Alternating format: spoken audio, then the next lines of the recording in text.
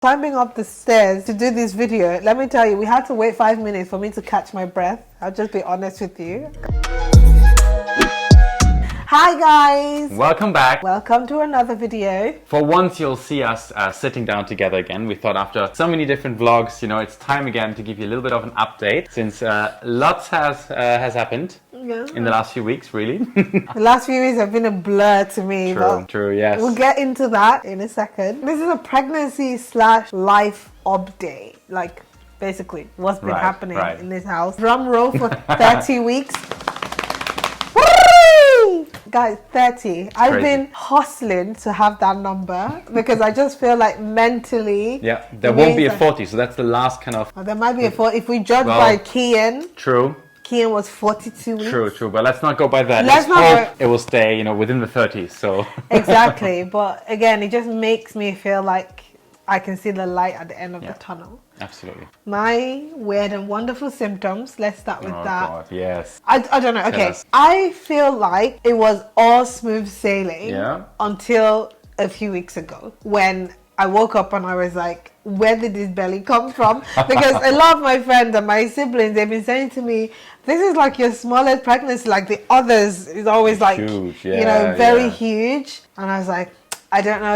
I mean, if you guys remember me last summer when I was doing like baby girl fit fam, with all of my healthy intermittent lifestyle, I lost a lot of weight. I really did. So I wasn't actually surprised that this bump wasn't as big. A few weeks ago, boom, the belly popped. Came out. And that obviously came with a lot of back pain, a lot of squishing of my actual stomach, and lots of reflux. So the heartburn is on a whole different level. Sometimes I feel like chugging down the entire bottle of Gaviscon, and David's like, that is not a good idea. That might not be the best idea, no. Yeah, it's been quite intense actually, even like waking up at night, right? Just because of the heartburn sometimes. It's been quite extreme. I mean, I think I said it before that generally, I feel the symptoms are, were much stronger this time, I thought so. Yeah. But now it's like, now we're full in, like, now it's full on symptoms, but I think you're handling yourself really well. To be honest, at least she's still keeping up most of the days with a walk. Yeah. Right? Yeah, so that's really walking, good. Yeah. The walk you still do pretty much every day. So, you're keeping up. I'm keeping up. Yeah. I'm trying. Can we just talk about a few weeks ago?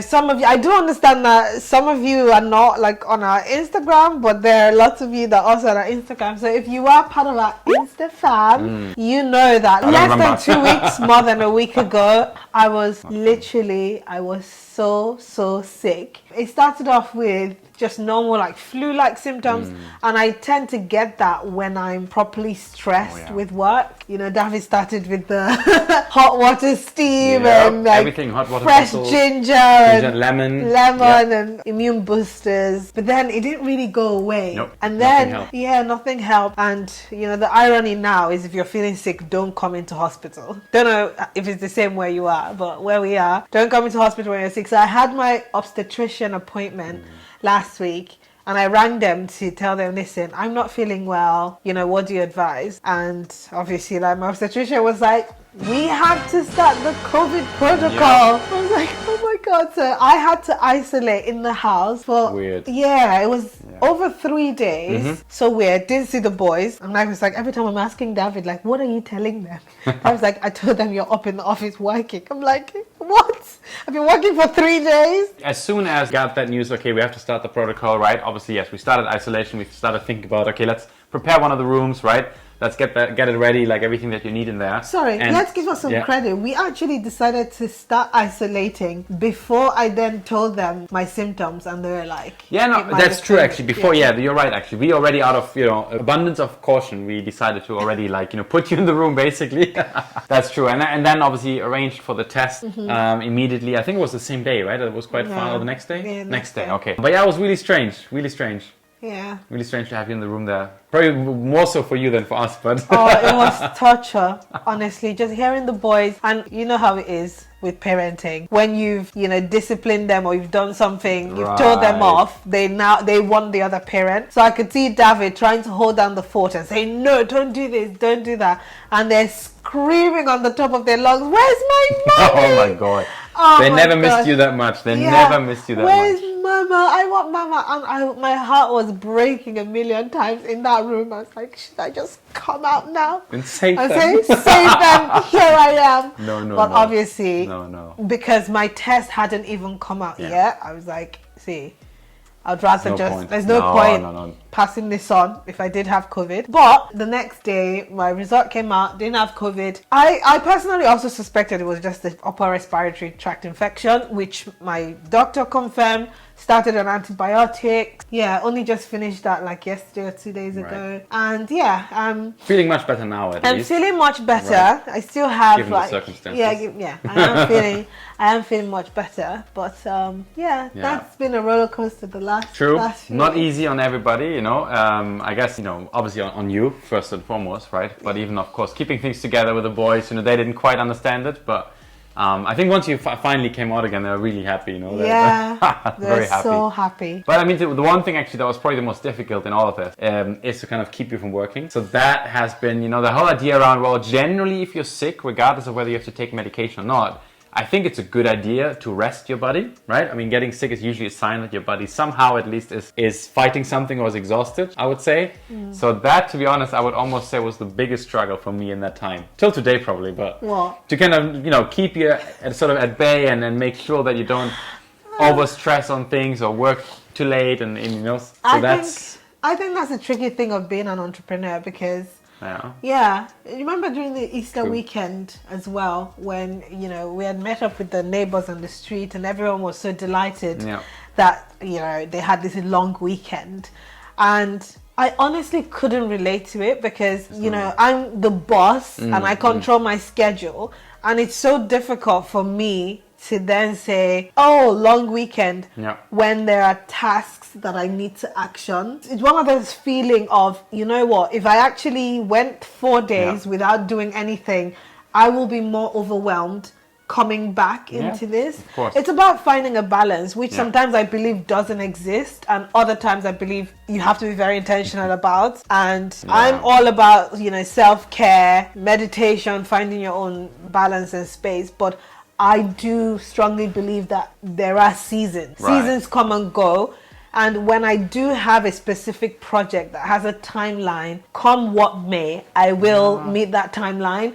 And so that was the difficult thing, like David said. Before I got to the point of I am properly exhausted and can't work, I remember being in isolation telling David, "Can you bring my laptop?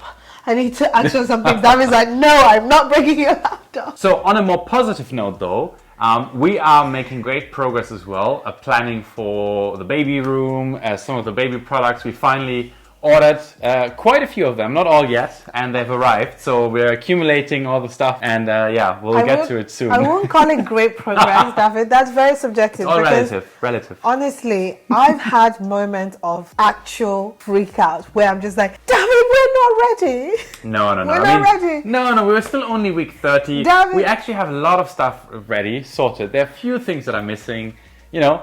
A bit of decoration maybe, but the house is in shambles, David. I wouldn't say that. Yeah, exactly. That's the shambles. difference. Both of us are so different in, you know, how we process things. On the one hand as well, I could possibly leave something to the very last minute and you do things in advance as a German. But particularly for this, and I think it's the maternal instinct kicking in, and also like everything I have to worry about, like my hospital bag, the baby's bag, the baby's room, you know, clothes, bath, congestion, colic, all those things you need in the beginning that I haven't yet laid my hands on. David's like, we have time.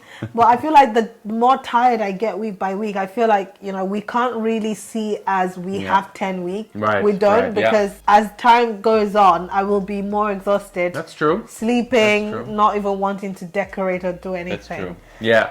Well, the plan and what we've done now for the moment, we have actually moved Noah from his room. So the boys used to have 2 separate rooms, and we've decided to actually now create some sort of, you know, kids' room for the moment for the boys, and then have Noah's old room, the kind of baby room, right? That move has been very interesting. Well, that move in itself has been very interesting and challenging. But what we've done now, of course, in his old room is put all the stuff we've gotten so far in there for the moment. We're going to have a day, I think early May or so we said, maybe we'll take some days off, you know, and properly kind of dedicate that time to, you know, creating that beautiful baby space, maybe putting in new curtains and God knows what. I mean, we're going to do all of that eventually.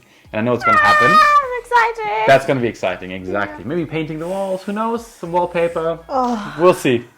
So overall, the move actually has been quite interesting, I would say, for us, and certainly exciting for the boys, because what happened now is that they obviously love the fact that they're together in the room, right? Needless to say. But the problem is they constantly either keep each other up, you know, when they go to bed, or actually wake each other up in the middle of the night. If one of them wakes up, they immediately call the other one. They kind of go into each other's beds. It's like a bunk bed. So Kian sleeps on top, Noah on the bottom. And so sometimes we would hear them in the middle of the night. It's usually Adanna who wakes up, because I don't wake up at night. I don't know. And you walk in, the lights are on. You know, they're in one of the beds together, playing, reading books. Sometimes stark naked. Sometimes, yes. They, for some reason, love to take off their pajamas, which in theory is fine, right? The problem, of course, is then if they keep up or stay up, you know, from whatever 3-4 a.m. till the morning, they're absolutely wrecked when we then actually have to bring them to school. Yeah. And then, of course, that leads to them either, you know, being a cranky in school, or when we pick them up, completely wrecked. So yeah, that's something we're still trying to find a balance, a better way of handling that. But that's a bit of live update. But I think overall it's been good. You know, I think them being together, their siblings, is nice bonding for them. Yeah, no, I do like that. You know, sometimes it goes beyond them waking up and talking in their room, because sometimes I hear it and I'm like, I'm not getting involved. That you do you. I'm going to sleep. But then they barge into our room, probably whoever's idea it is, and they think it's fun to jump in and like, Mama, Baba, can I tell you something? I'm just like, don't tell me anything at 3:30 in the morning, boys. You know. Yeah.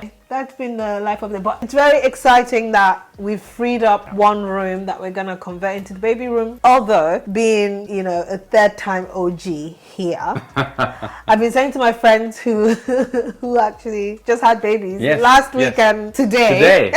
Can you imagine? Today. But anyway, I was saying that there's this huge fuss around getting the baby's room ready. And realistically, you're supposed to be asking, is your room ready? Right. Not even the baby's room, because whatever decoration we do there, whatever anything, it doesn't even matter, because the child is going to be sleeping in our room in that co-sleeping cot bed for a few months, which is what we did with the other kids. You know, we didn't really move them to a separate room until 6 months, right? I guess it's more like a nice thing to think that you have a baby room. Yeah. The one exciting thing that I'm looking forward to is our families visiting. Yeah. Whoever is going to make it first. I think everyone on both sides, everyone's like trying to get their vaccines. Between vaccinations, visa, holidays, you know, getting off work. There's so many things to decide. And quarantine, potential quarantine, like who knows the government restrictions by that time, right? Flight availabilities. I mean, it's not the usual just like, you know, do you want to come or not? There's a whole other range of issues now. But so it's hopefully it's really exciting having these conversations and understanding what everyone's plan is. Yeah. And I think what's more exciting is the fact that it's gonna really be in the middle of summer, which is our first summer baby. So no matter what anyone's travel plans are, everyone's just excited that they're gonna get a bit of sun when they come. Yes. And we prepared our garden a little bit. We bought some outdoor furnitures and, you know, barbecues and stuff. We are really looking forward to the summer. And so far it's been good. I mean, I don't know, again, depending on where you are, like we've been having some good days here recently.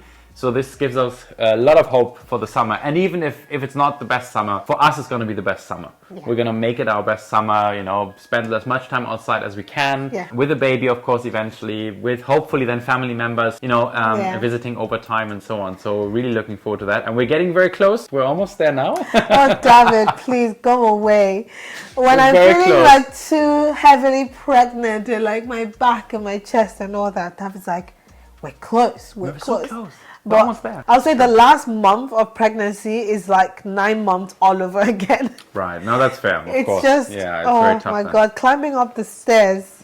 Yeah, even at the moment already, right? To do this video, let me tell you, we had to wait 5 minutes for me to catch my breath. I'll just be honest with you, because I'm just like, I'm out of breath. Maybe we should be doing some more exercise together, so some gymnastics or Pilates or yoga. Okay, but not gymnastics. No, but I mean, let's keep it to yoga and Pilates. Yeah. Another exciting thing is the way the boys react to the baby, which is both an advantage and a disadvantage to me because, as you know, the boys are very generous, especially Kian. Let's give honor where honor is due. Yeah, such a kind Kian person. Such a kind person. Yeah. Like, whenever he has anything, he shares it. He gets snacks in school. I kid you not. He keeps it until he comes back home so that he can share it with everyone, including the baby. Correct. And also, he always asks for more. Like, they give each kid like a biscuit, and he always makes sure, no, I need more because I have Noah, I have Mama, I have Papa, and I have the baby. So he has to come home with like 4 or 5 different biscuits. It's so cute. So then, but what I've noticed, like every time he comes home to share a snack,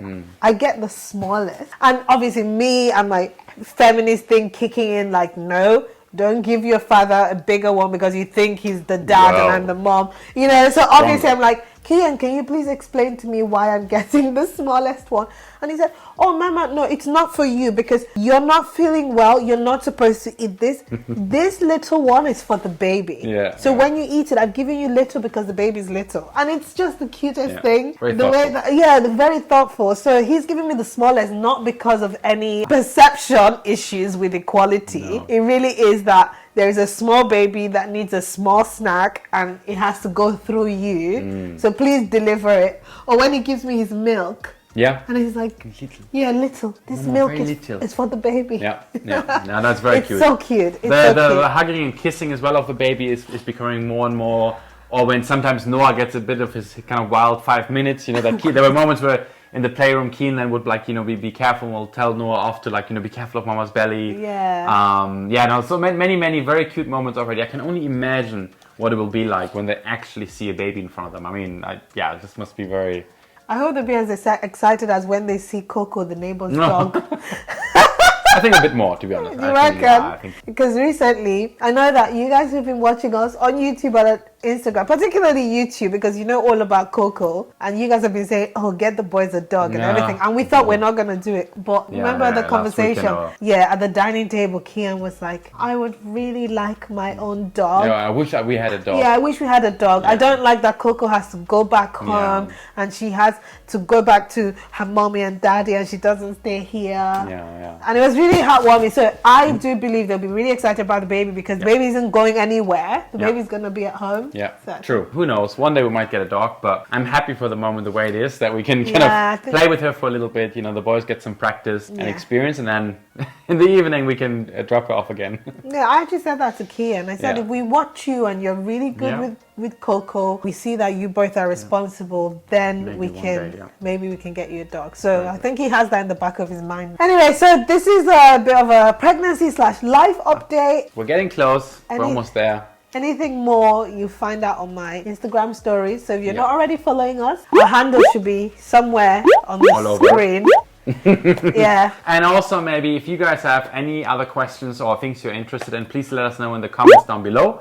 We're always looking for you know, ideas or things that you guys would like to hear us talk about, and we'll maybe sit down and address that as well in the future. All right, well, now this lady has to rest. Okay, I'm insisting on a little nap right now, but thank you guys so much for tuning in again. Thank you. We hope you have a great weekend, and obviously, yes, you'll catch up on our stories, on the reels, on the feed, and we shall see you next week here again on our channel. Bye. Adios. Adios. Ciao, ciao.